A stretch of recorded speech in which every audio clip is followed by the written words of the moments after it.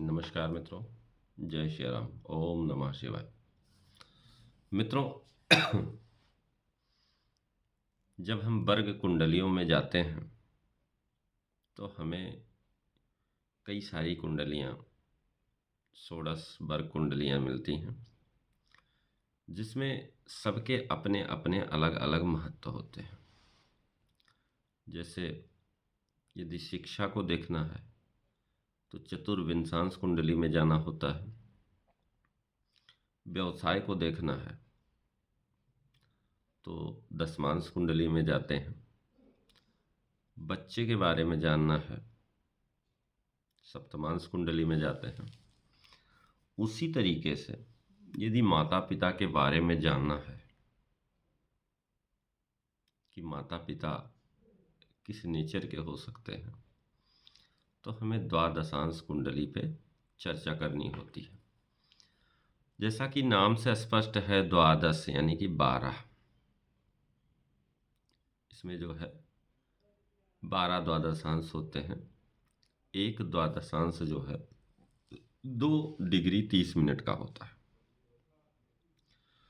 तो द्वादशांश कुंडली से हम माता पिता के बारे में जानकारी प्राप्त करते हैं। माता पिता के जीवन में उतार चढ़ाव के बारे में जानकारी मिलती है। माता पिता के नेचर के बारे में जानकारी मिलती है।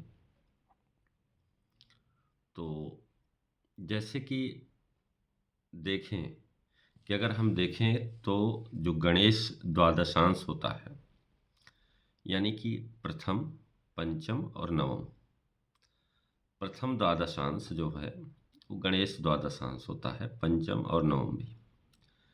जो प्रथम द्वादशांश होता है वो 0 डिग्री से 2 डिग्री 30 मिनट तक होता है। पांचवा 10 डिग्री से 12 डिग्री 30 मिनट का होता है। और नौवां द्वादशांश 20 से 22 डिग्री 30 मिनट का होता है। तो इसे जो है 1, 5, 9 जो द्वादशांश होता है उसे हम लोग गणेश द्वादशांश कहते हैं। ठीक है।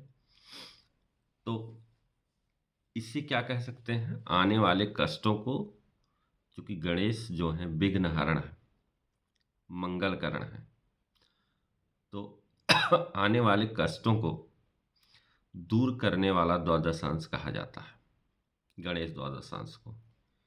यदि लग्न या लग्नेश का संबंध गणेश द्वादशांश से हो जाए, यानी कि 1, 5, 9 से हो जाए, तो व्यक्ति को माता पिता का पूर्ण सुख प्राप्त होता है। माता पिता का पूरा सहयोग मिलता है। माता पिता उच्च सम्माननीय पदों पर होते हैं और माता पिता का जो जीवन होता है वो साहसी एवं सफल जीवन होता है। अभी यदि हम बात करें अश्वनी द्वादशांश की, ये 2, 6, 10 मतलब दूसरा द्वादशांश, छठवां द्वादशांश और 10वां द्वादशांश अश्वनी द्वादशांश होता है। यानी कि 2 डिग्री 30 मिनट से 5 डिग्री, 12 डिग्री 30 मिनट से 15 डिग्री और 22 डिग्री 30 मिनट से 25 डिग्री, ये अश्वनी कुमार द्वादशांश कहते हैं इन्हें। ठीक है। जैसा कि नाम से स्पष्ट है, अश्वनी कुमारों का प्रतिनिधित्व करते हैं। अश्वनी कुमारों को जो है देवों का वैद्य कहा जाता है। तो वैद्य का पद प्राप्त है।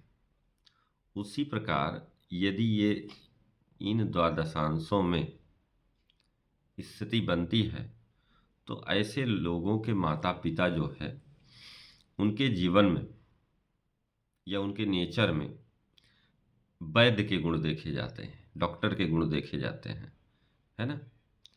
तो यदि 2, 6, 10 से प्रभावित माता पिता हैं तो उनमें चिकित्सक के गुण देखे जा सकते हैं।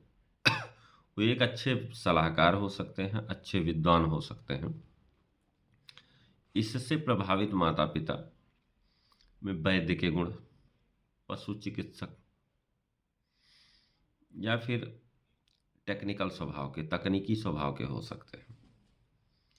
अब हम तीसरा यानी कि यम द्वादशांश की चर्चा करते हैं। इसमें तीसरा, सातवां और 10वां, 3, 7 और 10, अगर हम त्रिकोण में जाएं तो ये काम त्रिकोण है 3, 7, 10, लेकिन हम चर्चा यहाँ कर रहे हैं यम द्वादशांश की। तो इसमें जो यम द्वादशांश है, जो तीसरा द्वादशांश है, वो 5 डिग्री से 7 डिग्री 30 मिनट का है। जो 7वां है वो 15 से 17 डिग्री 30 मिनट का, और जो 11वां दशांश है वो 25 डिग्री से 27 डिग्री 30 मिनट का है।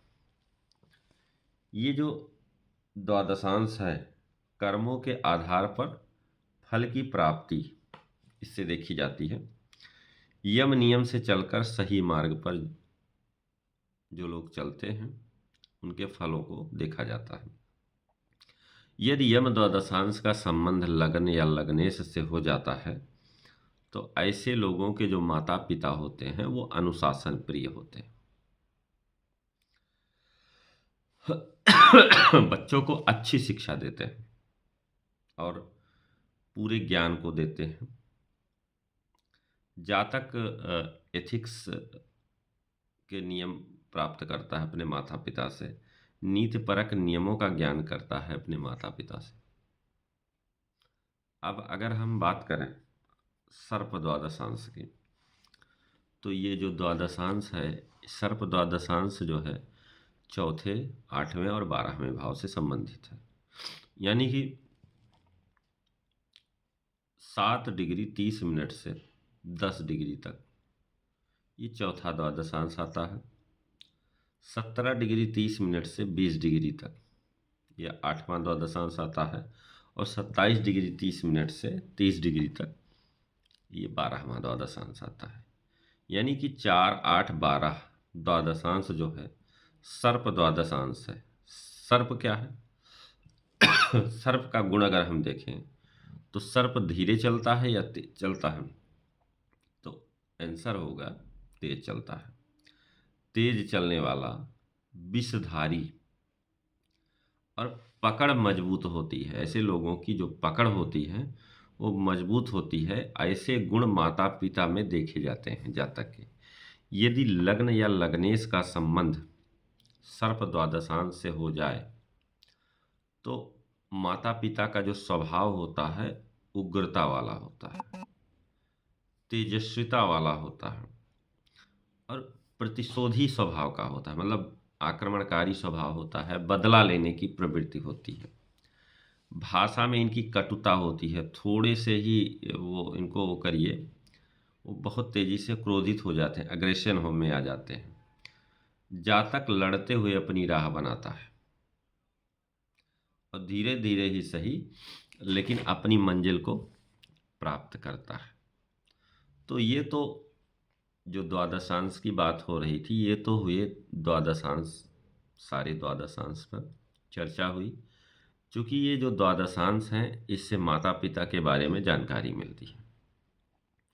इसी तरीके से अन्य सारे जो वर्ग कुंडलियाँ हैं उस पर अलग अलग विषयों पर चर्चा करते हुए अलग अलग विषयों की जानकारी प्राप्त करते हैं। तो मित्रों, अगर इस तरह की स्थिति है आपकी कुंडली में, द्वादशांश कुंडली आप भी खोलिए और अपनी कुंडली में देखिए कि आपका लग्न या लग्नेश का संबंध सर्प द्वादशांश से है, यम द्वादशांश से है, अश्वनी द्वादशांश से है अथवा गणेश द्वादशांश से है, तो आप अपने माता पिता के बारे में जानकारी प्राप्त करते हैं, उनके स्वभावों के बारे में जानकारी प्राप्त करते हैं। तो आज के लिए इतना ही मित्रों। वीडियो अगर आपको अच्छी लगी हो, ये जो हमने जानकारी प्रदान की आप लोगों को, अगर आपको लगे कि ये चीज़ें हमारे काम की हैं तो हमारे इस कार्यक्रम को ज़्यादा से ज़्यादा लोगों तक प्रसारित करिए जिससे उनका भी लाभ हो सके। तो आज के लिए इतना ही मित्रों, फिर मिलेंगे। जय श्री राम। ओम नमः शिवाय।